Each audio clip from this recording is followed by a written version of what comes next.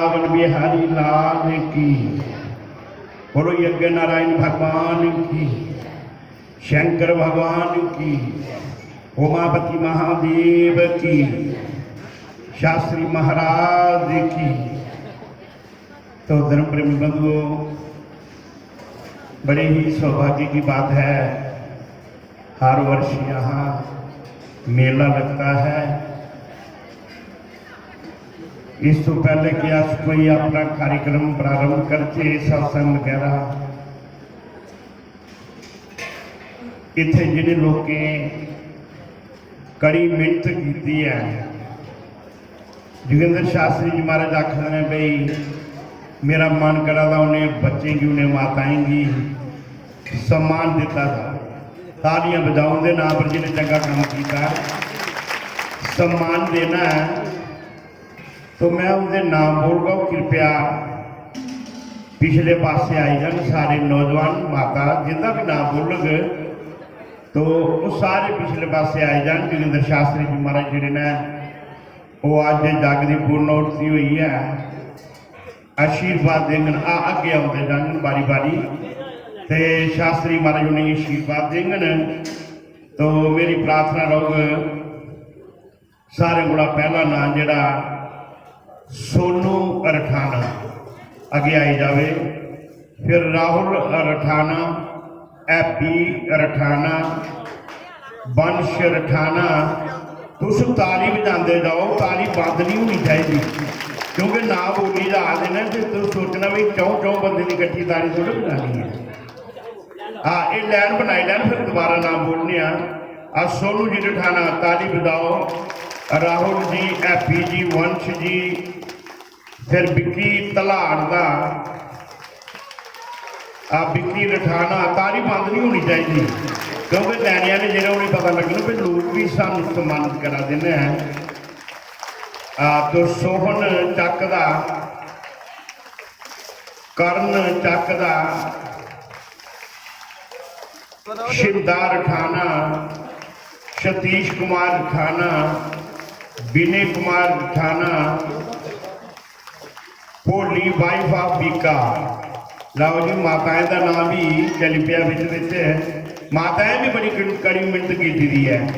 तो भोली जी अगर आवाज सुना दी ना तो कृपया वो भी अगे आए जान, अपना इनाम ले लैन। आए मान सम्मान है, कोई ये गल नहीं है इतने सम्मान का सजलो परमात्मा के घर तुंदा सम्मान हुआ है, भगवान के घर सम्मान जरूर कराना चाहिए। ताली बजाओ। तो सुदेश कुमारी कैंप रठाना, फिर सुरजीत कुमारी वाइफ ऑफ विजय कुमार की पत्नी है सुरजीत कुमारी, वो भी अगे आई जान। आप तो लिया ने सुदेश में हुई। अच्छा गुलशन तो मोहन सिंह की पत्नी ने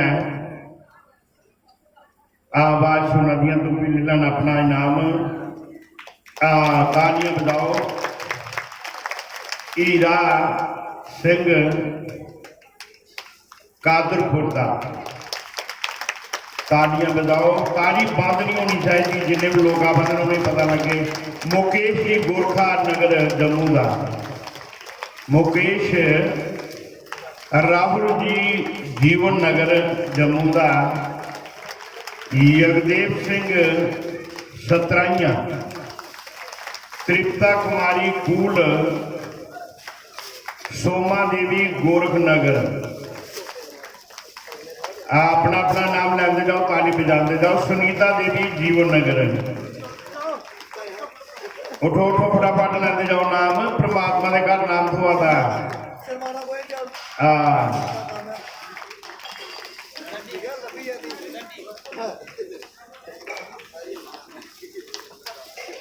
शमा देवी पठानकोट का, तालियां बजाओ जिन्नियां बजाई सकते हो।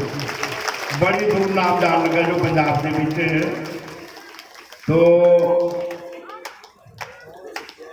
शमा देवी जी पठानकोट का, तालियां बजाओ।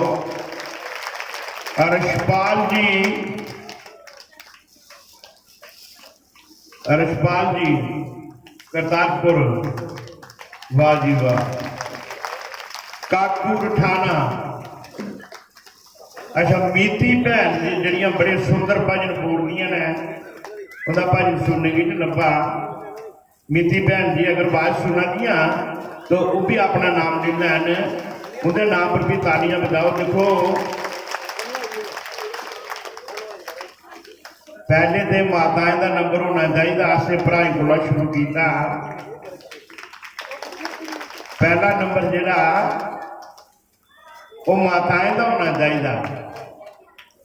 धर्मराज ने कुछ जामदूत भेजा, कुछ भेजा भला जामदूत भेजा कि जा फलाने घरा एक बंदा लिया चुकी है।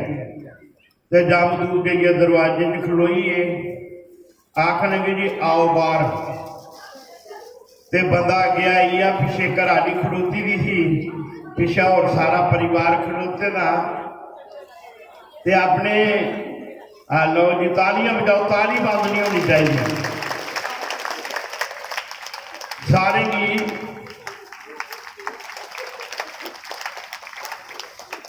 देखो भाई मी इं लगा था कि लिस्ट बनाने जो हो सकता भाई कोई कमी नहीं हुआ।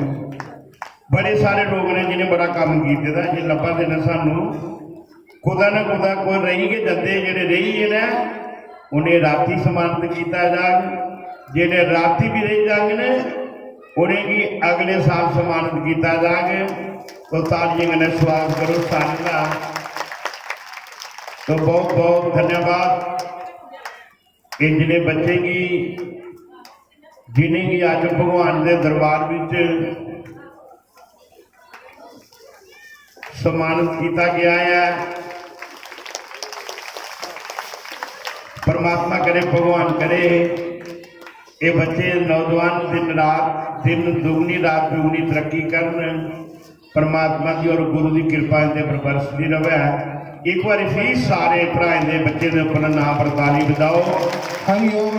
ये कौन है जिन्हें सम्मानित किया से जेड़े राती सीधा बेचारे सगले मांजदे पतीले मांजदे हर 3 तरीक जड़ियां माता 2 तरीक गोहा फेरदियां पोचे मारदियां झाड़ू मारदियां कपड़े धोंदियां।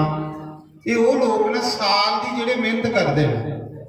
तो इस करिए ये कन्ने होंदा कि बंदे का उत्साह बढ़ता होर भी कुछ हैगी। ये भगवान की स्टेज है, भगवान के सामने सम्मानित किया जा रहा है। समझी लो कि अस भगवान के घर साढ़े नाम जोड़े जा रहे हैं। जंकर भगवान की जय। तो अगला कार्यक्रम शुरू करते। पिछले दिन भी मुझे टाइम मिले थोड़ा निया सत्संग करने का। देखो आहारी ड्यूटी लगी होंगी बंडने पर, भी सुहांजने भी बंडने पर का लगे दा हूँ। तो सुहांजने मेरा 5वें दिन नंबर आया बोलने का सत्संग करने का। तो इतने भी मेरी ड्यूटी बंडने की, अगले दिन भी बंडन लगे दा हाँ। तो ब्रह्मदेव जी ने छड़ा शुरू किया तो गंगाधर जी महाराज आइए। मैं अज भी चाहता कि ब्रह्मदेव का भावें एक भजन सुनिया जाए। पहले ब्रह्मदेव जी का एक भजन सुन लें, वो बाद जिस समय बचता तो फिर मैं प्रभु चर्चा करगा। मेरी प्रार्थना रहो ब्रह्मदेव के अगे कि कृपया थोड़ी सारी प्रभु चर्चा 10-15 मिनट वास्ते करेंगे ना, वो बाद अगला कार्यक्रम। गुरबाणी कृष्ण लाल की जय।